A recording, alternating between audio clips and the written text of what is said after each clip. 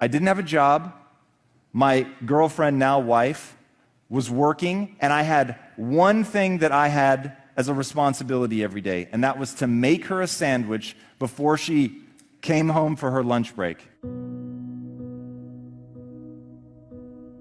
I cheated my way through high school because I knew that I needed to get good grades, but I didn't want to put in the work.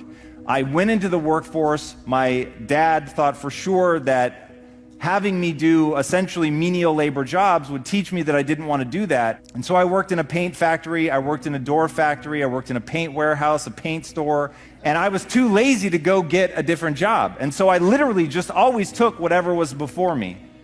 But I had this sense that I could do more, that I could be more, that there was something that I was meant to do. I didn't know what that was exactly. I had a love for filmmaking, to be sure, and I've had that love since I was a little kid, but I had no idea how that was going to play itself out. Flash forward a few years. I go to the man who would become my father-in-law, and I asked for his blessing to marry his daughter. And he said no. He was very right to be concerned. But I remember him asking me a simple question. Tom, how do you plan to take care of my daughter? He had come from this very small village in Cyprus. He has one of the most extraordinary tales of rags to riches I've ever heard in my life. He worked his way from ground fucking zero, man, a dirt patch in the middle of nowhere, to living in London and running one of the largest shipping companies from a high rise. And when he says, how do you plan to take care of my daughter? My answer is, sir, I know what you see before you is a broke, undereducated kid, but I'm the most ambitious person you've ever met. He was skeptical. And the reason he was skeptical, this is about 15 years before I built $1 billion company. I would lay in bed for up to 4 hours a day, every single day, because I couldn't motivate myself to get out of bed. I was absolutely terrified. Every time I looked in the mirror, I saw me staring back, and I knew how lazy I was. I knew how afraid I was. I knew how insecure I was. I knew that at my core, I wanted people to like me, and I was terrified that they had every reason in the world not to like me. All I was trying to do was campaign. I was trying to posture. I was trying to create the illusion that I was something, because that seemed like I could do it fast, instead of just buckling down and doing the hard-ass work of becoming somebody new. How is the worst thing that ever happened to me actually secretly the best thing that's ever happened to me?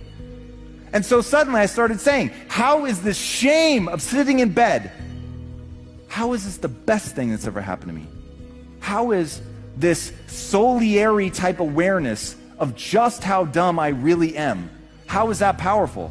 And the thing that winds me up, when I say that, when I talk about I started from not being that bright, nobody thought I was going to win, my own mother thought I was going to fail, my father-in-law did not want me to marry his daughter, they think that I'm just being humble, or that even I misidentified myself. But the reality is, that's how shapeable a human being is. And now that I was getting value and self-esteem out of growing instead of out of being, everything in my life changed. So 15 years later, my father-in-law visits the US for the first time since we started Quest, and I'm taking him around the production floor, and there's 300,000 square feet, there's 800 employees, the bars are coming off the line at 1.5 million a day, people are coming up and thanking me for having a job and for the way that we run the company and all that. And I turned to him and I said, Andreas, do you remember asking me how I was going to take care of your daughter? And he said, yes. And I said, how am I doing? And he just burst into tears. And the punchline of that story, it does not matter who you are today.